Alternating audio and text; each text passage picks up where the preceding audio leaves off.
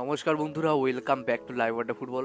তো বন্ধুরা, আরও একটা নতুন ভিডিওতে তোমাদের সকলকে স্বাগত জানাই। বন্ধুরা, ভিডিওটা শুরু করার আগে তোমাদের কাছে একটাই অনুরোধ, সেটা হচ্ছে যে আমাদের এই চ্যানেলে যারা প্রথমবার, তারা কিন্তু অবশ্যই আমাদের এই চ্যানেলটাকে সাবস্ক্রাইব করে পাশে থাকা বেল আইকনটি অল করে রাখবে, যাতে সবার প্রথমে এরম খেলার আপডেট তোমাদের কাছে পৌঁছে যায়। তোমরা আজকে মোহনবাগানকে নিয়ে কিছু আপডেট নেই, তবে যে কটা আপডেট আছে সেই কটা আপডেট তোমার সঙ্গে শেয়ার করার আছে। তো তোমরা ভিডিওটা একটু স্কিপ না করে পুরোটা দেখো, আশা করি তোমরা সব কিছু বুঝতে পারবে এই ভিডিওতে। তো বন্ধুরা, কালকে আমার সকালের ভিডিওতে 100টা লাইক কমপ্লিট হয়নি, যার কারণে কিন্তু আমি রিডিম করতে দিইনি। তবে আজকের এই সকালের ভিডিওতে যদি 100টা লাইক কমপ্লিট করে দাও তোমরা, তাহলে কিন্তু অবশ্যই সন্ধ্যাবেলার ভিডিওতে আমি তোমাদের জন্য রিডিম কোড আনবো। সেটা কত টাকা রিডিম কোড সেটা কিন্তু এখন আমি বলবো না তোমাদের কাছে, সেটা কিন্তু একটা সারপ্রাইজ হবে। তো যারা এখনো লাইক কোনো ভিডিওতে, তারা কি করছো, অবশ্যই লাইক করে দাও, যাতে পরবর্তীকালে তোমার কাছে এরম খেলার আপডেট তোমাদের কাছে সবার প্রথমে পৌঁছে যায়।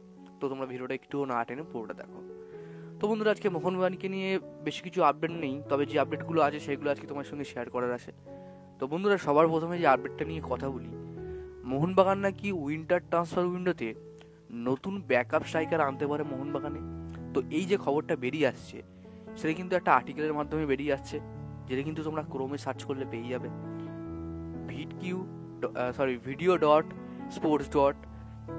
একটা কিছু হবে, আমি জানি না, তো আমি লিঙ্কটা তোমাদেরকে ভিডিওর ডিসক্রিপশনে দিয়ে দেবো, দেখে নেবে।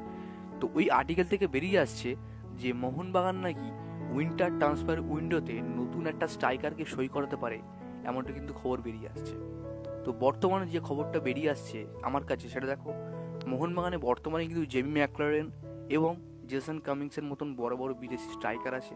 তো সেক্ষেত্রে মোহনবাগান, আমার তো মনে হয় না যে তারা অন্য কোনো স্ট্রাইকারকে সই করাবে। তবে মোহনবাগানকে নিয়ে বলাও যায় না, তারা যখন যা মন চায় তখন কিন্তু তারা করে ফেলে, যখন হুটহাট করে কিন্তু সারপ্রাইজ ডিল করে ফেলে যে কোনো প্লেয়ারের সাথে, যেটা কিন্তু আমরা অনেকদিন আগে থেকেই দেখে আসছি, আজ থেকে না, অনেকদিন আগে থেকেই দেখে আসছি। তো এখানে মোদ্দা কথা হলো যে মোহনবাগান যদি কোনো স্ট্রাইকারকে সই করায়, তাহলে এই দুটো স্ট্রাইকারের মধ্যে কোন স্ট্রাইকারের বিদায় ঘন্টা বাজবে? তো আমার কাছে যতটুকু সম্ভব জেসন কামিংস, কারণ জেসন কামিংস হয়তো মোহনবাগান ছেড়ে দিতেও পারে।